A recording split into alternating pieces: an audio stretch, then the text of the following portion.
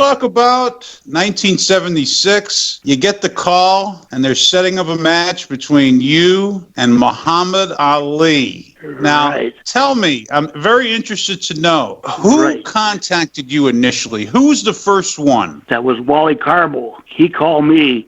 It was like 6 in the morning. Thank God, otherwise I'd have been out laying sod, but he said, Kenny, we got a ticket on a plane. You're going to Chicago to take on Muhammad Ali. And I would, I couldn't talk. I got so nervous. Honest to God, I just lost my speech. But then he said, you meet the great announcer with the sunglasses, the little guy, Barty O'Neill. Yes. He said, you're going to fly you right to Chicago. We'll have a limo waiting in the airport. We're going to take you right to Amphitheater. You get dressed. Within an hour, you're going to be in their ring with Muhammad Ali. Wow. This was going on so quick that I didn't even have time to, think about it. Getting nervous, That was the best thing about it. But it happened so quickly. Yes. And, right away, getting on that plane and you're going to Chicago. Wow, you had to think maybe it was a rib at first, huh? Well, it almost sounded like it, I said, why would they pick me, little farm boy, But I followed boxing back when I got to Milwaukee and everything, And there were some great boxers, and number one on the list is Muhammad Ali, So I got to go in the ring with one of the most famous boxers in the world almost, So it was like a feather in my hat, so to speak, the most famous boxer of all time, period, that will ever exist. I mean, nobody like Ali. Nobody. And this was to set up, of course, one of the few exhibitions that Ali did against wrestlers to set up for his big fight with Antonio Inoki. I've seen Buddy Wolf and Ali, and I've seen a few things that Ali has done, but I'm going to tell you what, my friend, your match with him, by far the best one. And I'll tell you what, there is no lack of believability in the whole thing. Everything just looked good and made sense. You were the wrestler, and you were trying to wrestle with him, and you kept you were going in tight and trying to take him down. Right. Like I said, I gave it 110%. 110%. Yeah. And he knew it. He knew it. But it worked out so good. I lasted almost 2 rounds anyway, Oh, yeah. And then I had a bad referee, every time I got him and he went and rose, he had to break up, You know who the referee was. Vern Gagne. Yeah. Yeah. Vern Gagne refereed Blassie. Freddie Blassie was in Ali's corner, and Dick the Bruiser was in your corner. He was in mine. I just love the guy. What a deal, Carmen. I'll tell you, people are still watching it on their phones. It's amazing, God, one guy said, geez, I see you got hit by Muhammad Ali.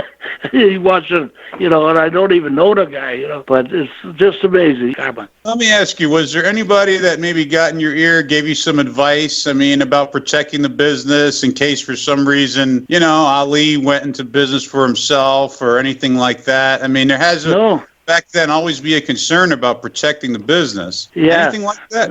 No, nothing.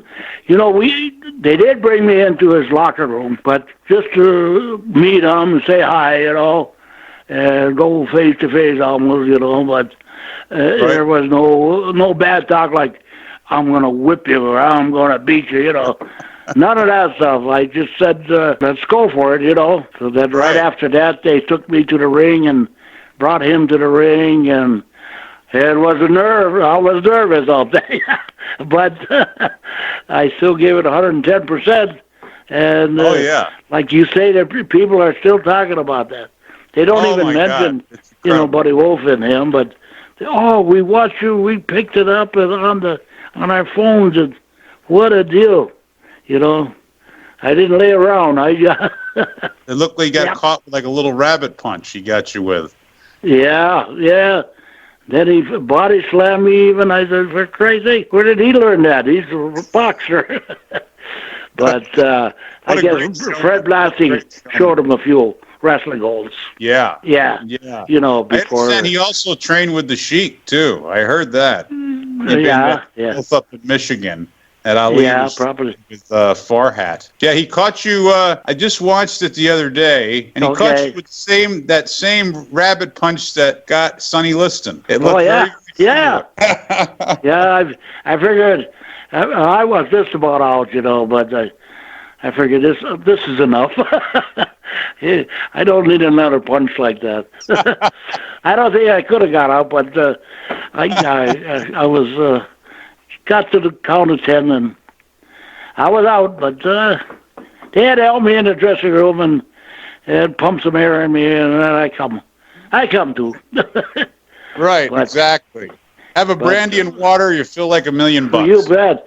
I'll tell you, on the airplane, we all got drunk. Me and Marty O'Neill. Oh, he loved his drink, too. But we had a good time. But coming back, you know, I think even Bachwinkle was on. I don't know why he was on the plane. And Buddy Wolf. So we had a few drinks. What a great time that had to be. Oh, yeah. You had to be on top of the world. You had to be on top of the world. Did you run into Ali after at all? I mean, through the years, did you ever run into him? Never did after that, no. Oh, wow. He got busy with Buddy Wolf was the second match. Right. And I think by the time that match was over, we were in the limo already going back to the airport. Oh, I see. That's how fast things happened that day. It was bang, bang, bang, I didn't even have time to get nervous until I was walking into the ring, and then I seen him standing in the ring, Oh, how cool. You'd get a little nervous. Great memories for you, man. What great memories. Yeah. Oh, yeah. I got them.